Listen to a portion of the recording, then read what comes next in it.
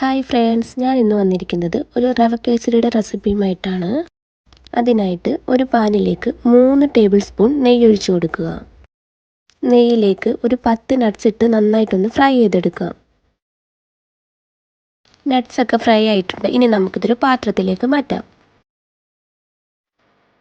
ഇനി ഇതിലേക്ക് കുറച്ച് കിസ്മിസ് ഇട്ട് കൊടുക്കാം. അത് നന്നായിട്ടൊന്ന് ഫ്രൈ ചെയ്തെടുക്കാം.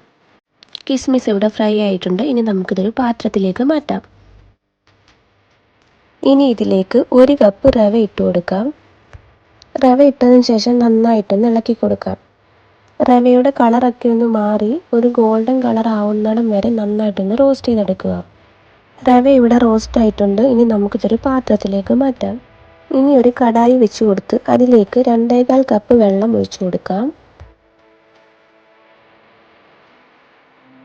വെള്ളം ചൂടായി വരുമ്പോൾ അതിലേക്ക് 1/4 ടീസ്പൂൺ ഏലക്ക പൊടിച്ചിട്ട് കൊടുക്കാം.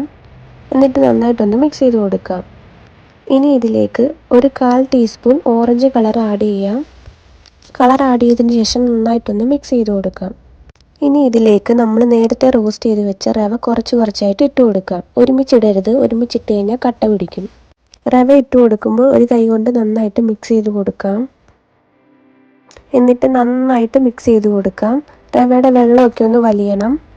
വെള്ളമൊക്കെ നന്നായിട്ട് വറ്റിയിട്ടുണ്ട്. ഇനി നമുക്കിതിലേക്ക് 1 കപ്പ് പഞ്ചസാര ഇട്ട് കൊടുക്കാം. പഞ്ചസാര ഇട്ട് കൊടുക്കുമ്പോൾ കുറച്ച് വേണം ഇട്ട് കൊടുക്കാൻ. ഞാനിവിടെ പകുതി ഇട്ടിട്ട് നന്നായിട്ടൊന്ന് മിക്സ് ചെയ്തെടുക്കുന്നുണ്ട്. ഇനി നമുക്ക് നേരത്തെ ബാലൻസ് വന്ന ഷുഗറും കൂടി ഇട്ട് കൊടുക്കാം.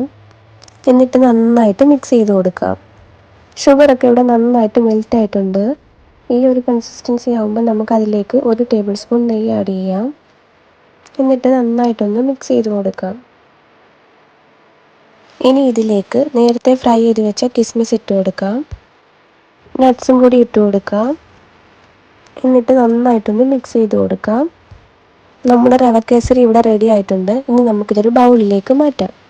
വീഡിയോ ഇഷ്ടപ്പെടുവാണെങ്കിൽ ലൈക്കും ഷെയറും സബ്സ്ക്രൈബും ചെയ്യാൻ മറക്കല്ലേ.